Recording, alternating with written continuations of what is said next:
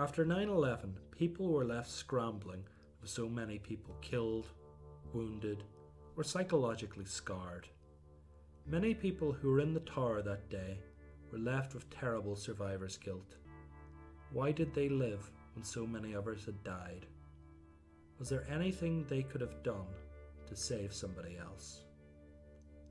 People felt they needed to reach out and talk to others who had similar experiences to them. Jerry Bogatz had been on the 83rd floor of the North Tower when the first plane hit. By what he called blind luck, all the exits were open to him, and by 10 a.m. he was outside the building. But he had lost 3 colleagues that day and was in open shock. In response, he formed what he called the World Trade Center Survivors Network to help other people affected. He began to meet loads of people who had equally been traumatized. In 2003, he heard about a woman called Tania who had set up an online community for survivors, and after emailing between the two of them, they decided to merge their groups. Jerry didn't know much about Tania, who was mostly quiet about herself and her involvement, but this was normal for a lot of survivors, so it wasn't exceptional. After several months, Tania began to reveal information about herself. She had been on the 78th floor of the South Tower in the Merrill Lynch office and was one of only 19 people at this point or above to survive. The South Tower had been hit between the 77th and 87th floor. When the plane had hit, she saw it coming, and when the plane collided, there was an explosion. The force blew her against a marble wall, knocking her unconscious. When she awoke, she was scrabbling over burning wreckage, damaging her arm. On her way out, she met a dying man who gave her his wedding ring and asked her to return it to his wife. When she was exiting the tower, she was rescued by a fireman towards the bottom of the building who helped rush her to hospital. After recovering, she learned that her fiancé, a man called Big Dave, had died in the North Tower. In fleeing the tower, she said that the thing that kept her going was picturing herself in a white dress on her wedding day. Many were touched by Tania's story and wanted to meet her in person. They got their wish when they started to meet her at events. Tania was a squat Latina woman with a strong accent. She had a huge amount of scarring all over her arms, but despite her appearance, she had a tremendous force of character, and people began to listen and follow her. She was very persuasive and said she had gone to Harvard Law School. Tania began to have influence all over the community, with her making friends of a lady called Linda Gormley. Linda hadn't been in the towers, but had witnessed the events on the street and felt haunted by it. After emailing Tania, Linda and her soon began a close friendship, with the subservient Linda following instructions given to her by Tania. Many others felt devoted to Tania and wanted to do all they could to help a woman who had suffered so much. Tania wanted to try out a technique called flooding, in which she recorded an audio tape of her talking about her trauma, which she would listen to it to try and overcome the feelings she felt. But to make this work, she said someone else had to listen to it with her. So she made Linda listen to it with her dozens of times, and unfortunately for Linda, she began to have nightmares all about Tania's stories. When Linda tried to stop doing these sessions due to her own trauma, Tania would explode at her with anger, telling her that she was a poor friend, and didn't Linda realize how much she had suffered? Why wouldn't she support a survivor? As Tania's influence grew within the community, she began to do tours of Ground Zero with Linda, explaining to passers-by and people in her tour group all about her trauma. As Tania began to grow in influence, her story began to change bit by bit. Big Dave was no longer her fiancé, but had actually been her husband. He had surprised her the previous August and they had flown out to Hawaii and got married.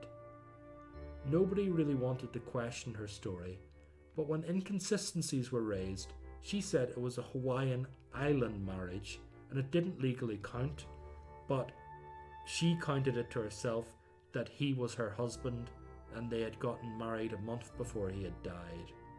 She also claimed her parents in California had agreed to the marriage and blessed it. Another way her story changed was that in the North Tower, she claimed to have been helped by a man in a red bandana. This was widely reported to be Wells Crowther, a man who had saved many people that day and was widely hailed as one of the heroes of 9/11.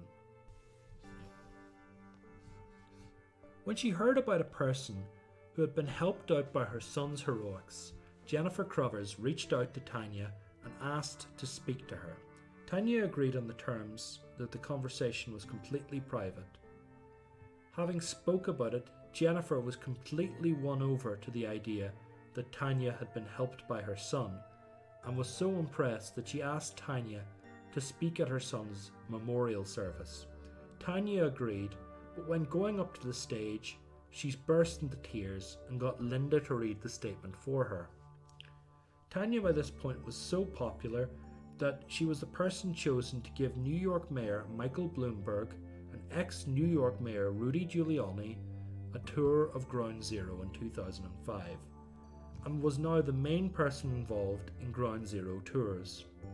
In 2006, Tania decided to consolidate her power over the World Trade Center Survivor Network and began to talk to people about its head, Jerry Bogatz, and saying he wasn't doing enough for survivors and they should take a harder line.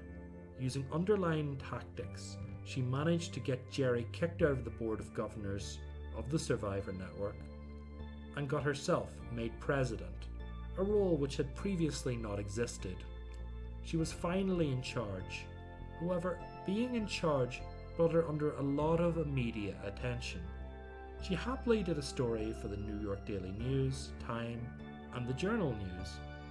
So, in the build-up to the 6th anniversary of 9/11, the New York Times wished to do an interview with her, to which she happily said she'd do it. But as soon as she heard the line of questioning, she shut the interview down and then started deflecting, giving reasons not to do the interview. Under pressure, Tania got members of her survivors group to contact the journalist, telling them to leave her alone. But once Tania got them to ring up, she would start yelling at members of the survivor group, telling them that they had only made it worse. But as the other survivors began to listen to the journalist's questions, they began to think, this is actually quite reasonable. The questions were like, was Dave your fiancé or husband? Why have none of his family ever heard of you or his engagement? What hospital were you brought to? What was the name of the firefighter that helped you? What was the name of the widow you gave the wedding ring to? Many people began to think it was odd that she couldn't answer these questions. They didn't want to pry, but Tania should know. Tania finally decided to speak to a lawyer, and for this we're going to directly quote the author Lisa Marcus from Neatorama.com.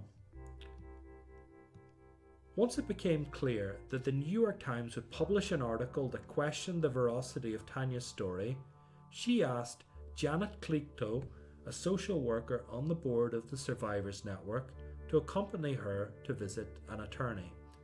After 2 hours spent in the attorney's waiting room, Janet was called into a meeting with Tania. A stunned Janice listened as the attorney, in several minutes, unravelled detailed 9/11 story that Tania had previously told for 4 years. Tania had not attended Harvard Business School. She had not worked at Merrill Lynch, nor had she been in the towers that day. The scars on her arm were not from burns. The elaborate fairy story about Dave, the man she said was her fiancé, were the stuff of fantasies.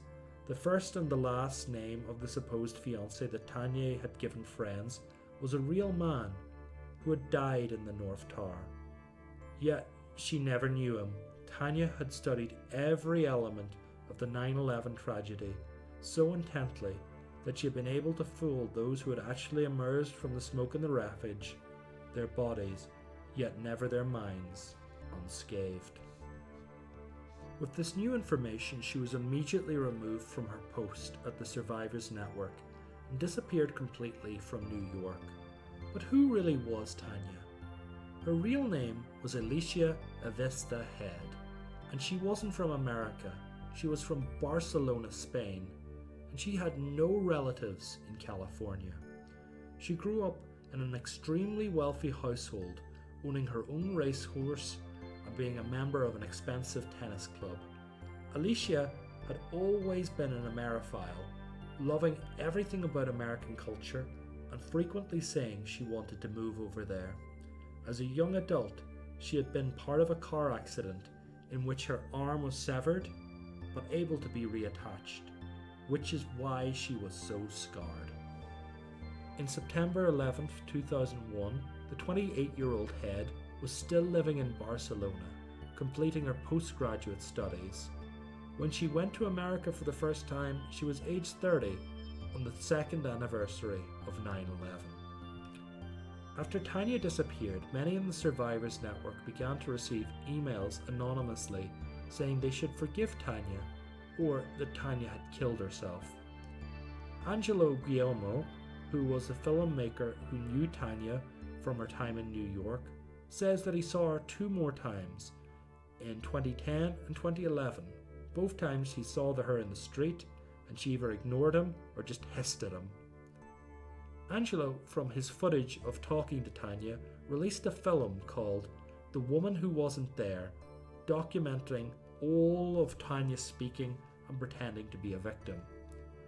A few months after the film was released, someone in Barcelona connected it back to Tania, who is now working for an insurance company. Tania was promptly fired after people in Barcelona learned of what she had done. So guys, I'm just going to summarize my thoughts about this. I'd love to hear from you and hear what you think about these stories, but the way I'd like to summarize these stories is they're all about liars or frauds, and honestly, I think lying is okay in an awful lot of contexts. I think it's okay to laugh for the sake of humor or making